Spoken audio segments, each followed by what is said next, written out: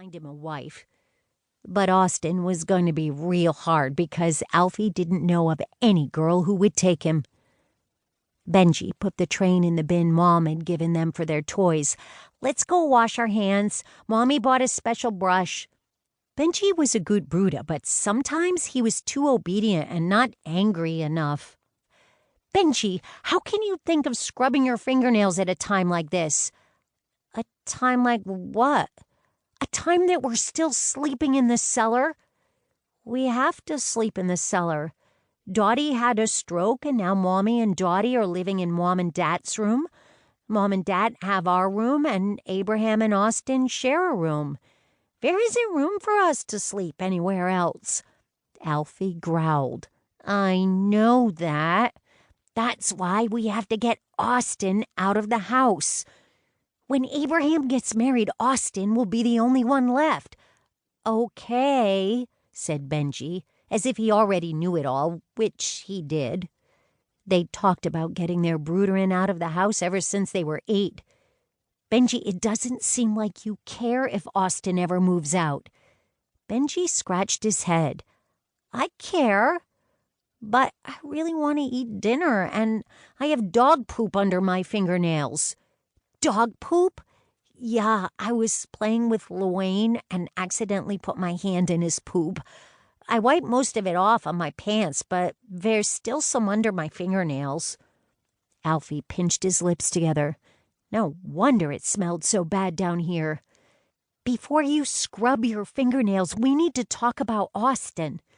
It's going to be real hard to find him a wife because he's cocky and proud and doesn't care that his little brooder'll have to sleep in the cellar. And don't call our dog Luane. His name is Tintin." "But Mom said if we want to keep him, we have to change his name to Luane." Alfie huffed out a breath. "We only have to call him Luane when Mom is around. His real name is Tintin." Benji almost nibbled on his fingernail, but probably decided to wait until he scrubbed. "We don't have to find Austin a wife. I already know. He's going to marry Hannah Yutzy." Alfie rolled his eyes. Benji was a good partner, but he didn't know anything about love. "Austin won't marry Hannah. She's his best friend since first grade. He needs to fall in love with somebody." "He's already in love with Hannah," Benji insisted. "He just doesn't know it yet." "He is not," Alfie said.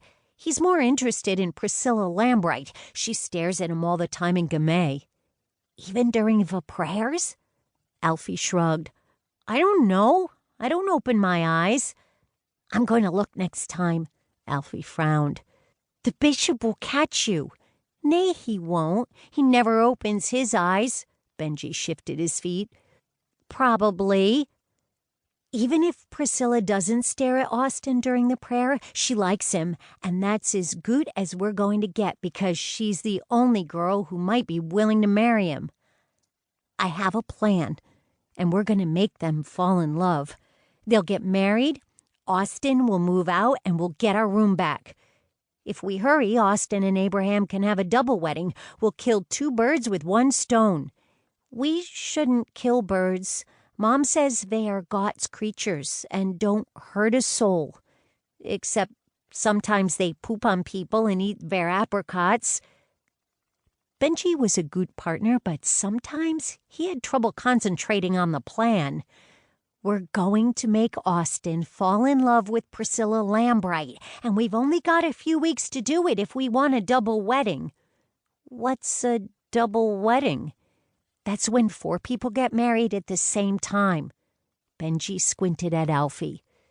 "To each other?" "Yeah."